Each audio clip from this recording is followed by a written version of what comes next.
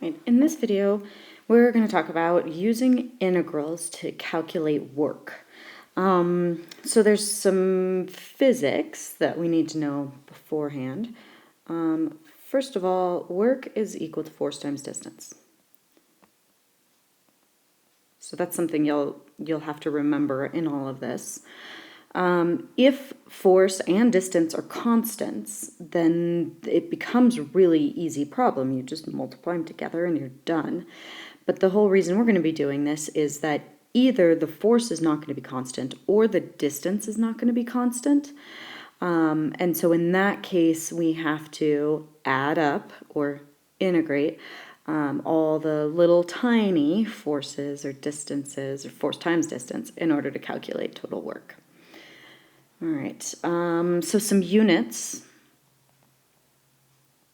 Work is either, once you get the units, it's either foot-pounds or Newton meters, which is the same thing as joules.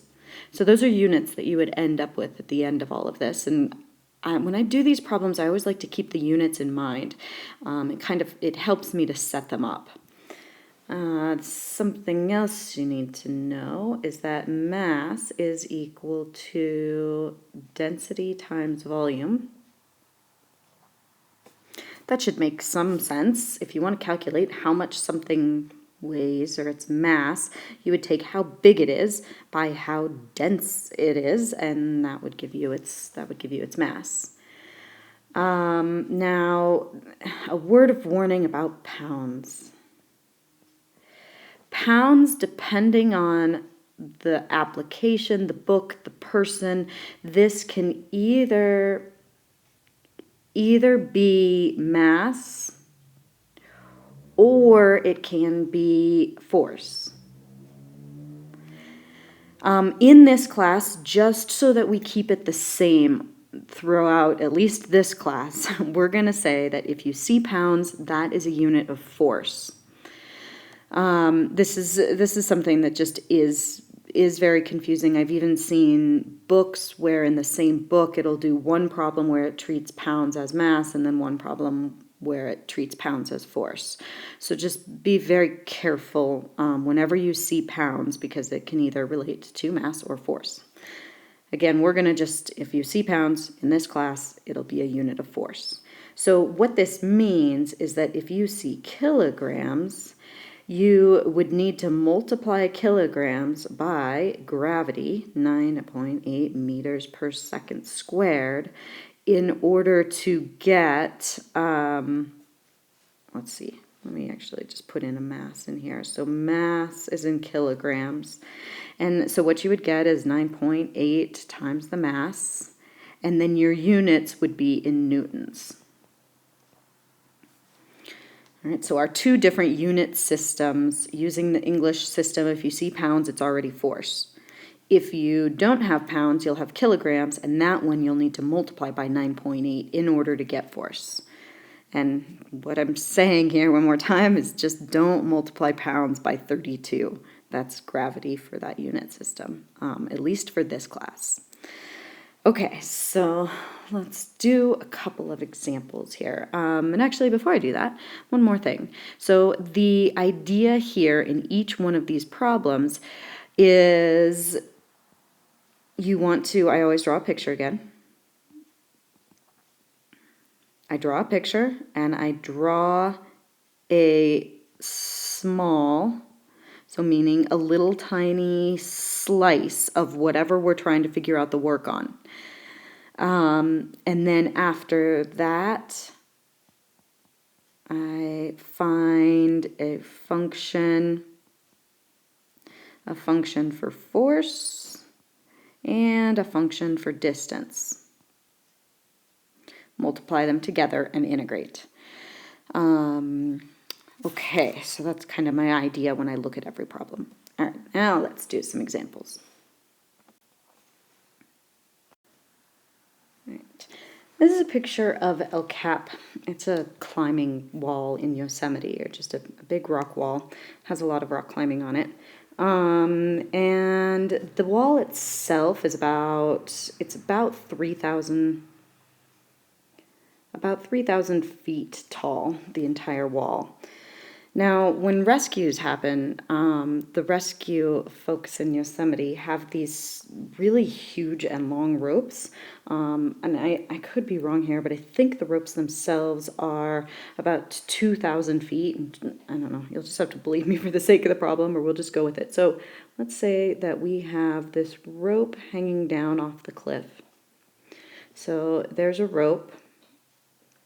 That rope is 2,000 feet long, and the rope it's really heavy. It weighs 500 pounds. And it just kind of, if they're doing a rescue, it'll just hang out over the cliff and they'll use it to go up and down. So what I want to do is find the work that would be required to lift this rope to the top of the cliff. All right, so we want to find the work to lift the rope to the top of the cliff. Okay, so I drew my picture. I'm going to draw a little tiny piece of what we are going to lift. So I just want a little tiny piece of this rope and partway through it. So there's my little tiny section. And I'm going to say that that little tiny section, just because the rope is vertical, I'm going to call that little tiny piece dy. So it is dy thick. All right, so now we want to calculate force on that little tiny piece, and then we want to look at distance on that little tiny piece, and then we can multiply those together and integrate. All right, so the force. So force, we've got to get it in pounds. The entire rope weighs 500 pounds. So if I took 500 pounds and divided that by 2,000 feet, that would be how many pounds that rope weighs, or the mass of that rope per foot. So what, I could cancel some zeros there. 5 goes into 20, so a quarter pound every foot. Okay, so now if I take that, and remember I'm trying to find the force on this little tiny section, only on dy, only on that section. So if I multiply this by dy, and dy's units are in feet, it's really, really small, but it's a really, really small amount of feet, then just notice here how the units cancel, the feet cancel there, and I'm left with a quarter dy, and my units there are pounds. So once again, just notice how I used the units, and really that's how I do these problems. I look at the units, and I know for force I need pounds, and I try to figure out how I can find how many pounds this little tiny section weighs. All right, now for distance. For distance, that little tiny section, in order to get to the top of the cliff, has to go, well, I'm going to call that distance y. It's a vertical distance, and what essentially I'm saying here is I'm going to call y equals 0 here, the top of the cliff. I'm just designating a spot to call 0. And you can do this in all of the problems. We could have called 0 the bottom of the cliff, in which case the distance would have been 2,000 minus y. I'm going to say that again. I just don't want to write it down because it doesn't pertain to what I've written before. But if we were to call y equals 0 the bottom of the cliff, then the distance that dy would move would actually be, 3,000 minus y. We could choose y equals 0 to be the bottom of the rope, in which case the distance dy would move would be 2,000 minus y. All right, we should still, even if we designate it differently, we should get the same answer at the end. Okay, so the distance that little tiny segment has to move to get to the top of the cliff is equal to y. All right, I think we're ready to integrate. So we are going to integrate the force times the distance, y times 1/4 dy.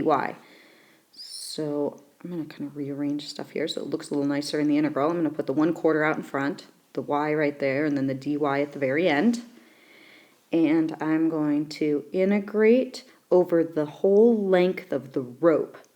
Not the cliff, we're only moving the rope, and the rope goes from 0 to 2,000 because it's 2,000 feet long. Okay, so integrate, we'd get y squared, it's already over 4, so y squared divided by 8. And we're integrating from 0 to 2,000. And so if we plug in 2,000 and square it, so 2 times 2 would be 4. And then we would get 1, 2, 3, 4, 5, 6 zeros when we square 2,000, all over 8. 8 goes into 40 5 times. So it looks like the work required, how many zeros do I have there? 1, 2, 3, 4, 5. 2, 3, 4, 5. So the work required to lift this rope to the top of the cliff is 5,000. And if I look back to my units, that would be in foot-pounds.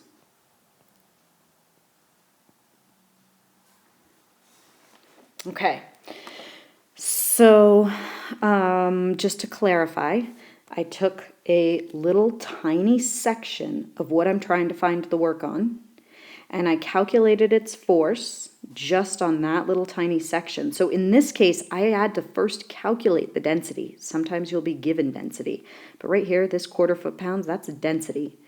That's density times its length, because it's just I know I said density was, or mass was density times volume, but in this case, we don't really have any volume to this rope. We're just considering it a skinny strand. So density times dy, I'm left with units of pounds. And then I took my force, I found the distance that slice, I always go back to that little slice, the distance that slice had to move to get to the top of the cliff. And then I integrated. Okay, so now what happens if we say there is a climber on this cliff, and let's say that climber is, I don't know, he's down here on the end of the rope, maybe like 1,500 feet up the cliff. So that would be about halfway. So about right here, you guys are going to love my climber drawing.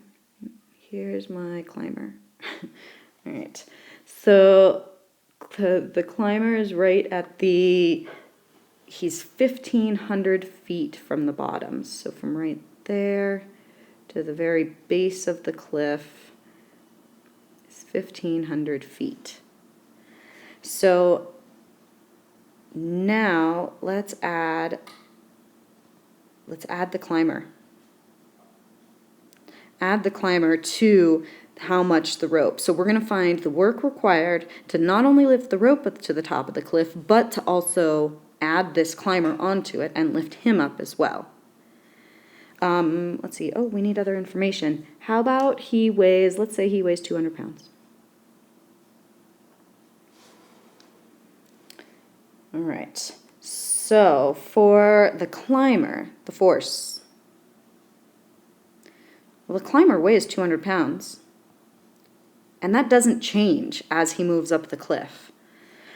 And notice, I'll just go back a second. The rope changed as you went up the cliff, the force on the rope, because as you pull rope up, it gets lighter and lighter, and so it gets easier and easier, and the force required would be less. But the climber's force doesn't change. And then as far as the distance goes,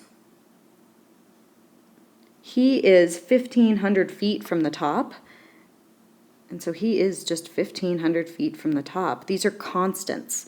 So his force doesn't change, his distance isn't changing. And so the work on the climber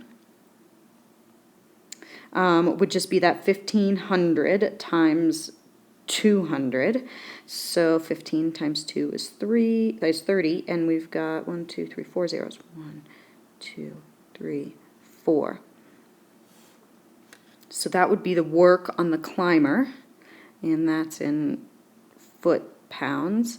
And so if we add the rope and the climber together, then the total would give us 800,000 foot-pounds. So this was the total of the rope and the climber. Okay, let's do another example. So in this example, I want to look at a conical tank. So I want to have a tank here. It looks like this. And the radius is 2 meters. And the height is 1 meter. My drawing's not so to scale here. That's okay. And let's fill this tank with water. So it's filled with water. And water has a density of 1,000 kilograms per meters cubed. And let's find the work required to pump the water out of the top of the tank. So let's find the work.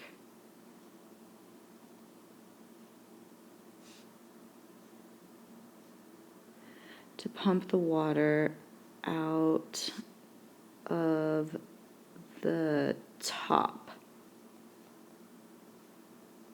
of the tank. Okay, I drew my picture.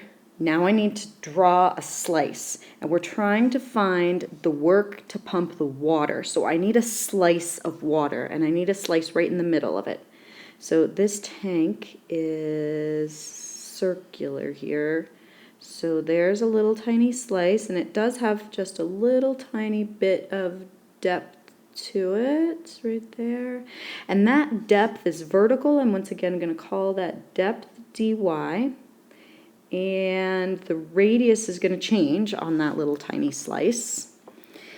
And then, so I drew my slice. Now what we need to do is find the force on that slice and the distance. And the distance that that slice moves to get to the top of the tank. All right, force. So I was given density. So density, we're going to have to multiply it by, and right now I'm looking at these units. In order to get kilograms, I'm going to have to multiply it by a volume. So I'm going to have to take 1,000, and that's kilograms per meters cubed, and I'm going to have to multiply that by some volume, which would be in meters cubed, and then I'm going to have to multiply that by 9.8. I've got kilograms. I've got to multiply it by gravity. 9.8 meters per second squared. All right, so what we need right now is this volume of the slice. I'm always going back to the slice. One of the common mistakes on these problems is looking at the whole, and we just want to look at the slice. So that slice has an area of pi radius squared, and it has a volume of dy. Now I wouldn't want to integrate this. Too many variables in there. We need to change that radius. And right here we've designated that we're going to integrate with respect to y. So we need the radius in terms of y. Now, if I look at just half of this tank and I kind of squish it flat against the paper, the radius is 2 meters, the height was 1, and there's our R. And now it's here where we now have a choice to make. I can, and that is where to call y equals 0 again. And I like to do it from the bottom of the tank, because then the distance to my slice would be a positive y. If I call y equals 0 the bottom, then from y equals 0 up is a distance y. And you'll see how nice this will make the r value once we do the ratio here. So if I do, let's see here, let's do the big radius to the small radius would equal the big height to the small height. And so that means that the proportion for the radius is going to equal 2 times y. That should be my, if I see how nice that came out with just the y. If I had chosen y equals 0 at the top of the tank, which would have been fine, this distance right here would have, or I'm sorry, this distance here would have been 1 minus y, and then we would have had a 1 minus y in there. So it just is makes it a little bit more complicated, but not incorrect. Okay, so I found my radius just in terms of y. Here was the this was my volume that I wanted to plug in right in there. Okay, so I think for force now we had 1,000. Let's see, I'm gonna put this right in here for some room. We got 1,000, then pi, then the radius, which was 2y, and we have to square that, and then 9.8. Okay, so there's my force. And again, if you look at units, I do this a lot with units, the meters cubed would have canceled there, and we would have gotten kilogram meters per second squared. That is newtons. So our unit right now for this force is newtons. So this force is in newtons. Okay, now the distance. I have to look back to the picture, and I'm trying to figure out the distance that this slice moves in order to get out of the tank. So it has to go from, let's see if I can draw that a little bit better, from right here to the top of the tank. Now, we called y equals 0 the bottom. So that means that the distance up to the slice was y. The full distance is 1. So the distance that it has to move would be 1, and then we would subtract y. So 1 minus y. So my distance is 1 minus y, and that was in meters. Okay, I think I'm ready to integrate. So we're going to integrate the force, which was 1,000 times pi times 2y squared times 9.8. All of that times the distance, 1 minus y. And, oh, I left off my dy right here. Right here, I left off dy, and that is included in here. It's included right in with that volume. Just want to clarify that. This slice had an area of pi r squared, multiply it by the depth of dy, and you get volume, which was right here. All right. So, and I just want to point out that I'd forgotten to kind of include that in the force, but I do want to point out that your dy is going to either be in part of the force. Sometimes, depending on how you think of the problem, it could be part of the distance as well. So I just want you to make sure that you've got a dy either in force or in distance. All right, now Our bounds. We only want our bounds to be over what we are integrating. So I'm integrating all of the water. We're moving the water. And the water starts from the bottom of the tank and it goes to the top. That tank is full, so we would integrate from 0 to 1. All right. You know, this is not a very hard integral, so I think for the sake of making this video a little bit shorter, I'm just gonna say, let's just set up the integral. So there's a couple other things I want to talk about. All right, so here, this would be our integral to find the work required to pump the water out of the top of the tank. Our units at the end of this, we would end up with Newton meters or joules would be our units at the end. Okay, so a couple things that we could change about this problem, and it would change it just a little bit.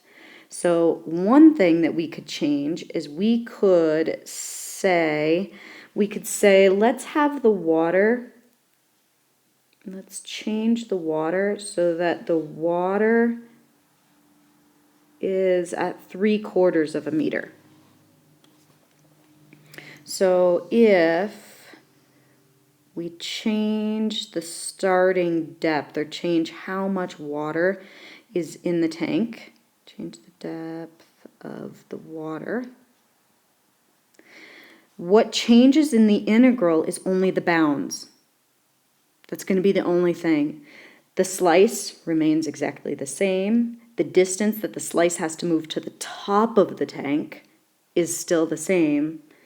And the only thing that's changed is how many slices we have. We only have slices up to 3/4 of a meter.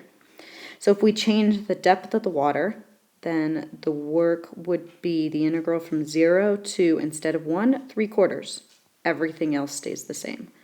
1,000 pi, 2 pi squared, we've got 9.8 in there, and the distance was 1 minus y. All right, so there's one change we could make. The other thing that we could do is we could change where the water exits the tank. So let's say that the water is pumped 3 meters above the tank. So instead of exiting at the top of the tank, I didn't quite leave myself enough room here. Okay, so instead of exiting at the top of the tank, right there, we are going to exit, I don't quite have enough room here, but that is 3 meters above it. So what changes with this one would be the distance that the slice would have to move. Because now, instead of just moving this 1 minus y up to there, it would have to go all the way from right here up to the top right there. And that would be a distance of, let's see, the distance to the bottom is still y, but the total distance is now 3 plus 1, which is 4, so 4 minus y. All right, so I'm going to leave let's just say that these are both kind of, there's 3 separate problems here. But let's have this last one, this one that's in orange, let's have the tank be full. So I'm going from 0 to 1. So I'm only changing one thing from the original problem. So everything else stays the same except the distance, because it was from a spot 3 meters above the tank, the distance would be 4 minus y instead of 1 minus y. Okay, so 3 separate problems here. So the first problem, the tank was full, so we integrated from 0 to 1. The tank was full and it was going out of the tank, so our distance was 1 minus y. The force on the slice remained the same the whole time. The only time that might change in this is either either the shape of the tank would have to change so that we wouldn't have a pi r squared anymore, or the density would have to change. We wouldn't have water anymore if we put something else in it. That's the only time that would change. In the second problem, we changed the depth of the original water. We just said instead of making the tank full, let's make it 3/4 of a tank full. So in that case, we only integrate over the amount of slices we have. We only integrate over water. And so that's the only thing that changed in that one. Changed the bounds to 3/4 instead of 1. In the third problem, the only thing that I changed was where the water was exiting. Originally it was exiting at the top of the tank. In this one I said, let's make it 3 meters above the tank instead. The tank would still be full, so we would still integrate from 0 to 1. The slice didn't change at all. And the only thing that changed was the distance that the water had to exit the tank. Okay, I think that'll do it for that example.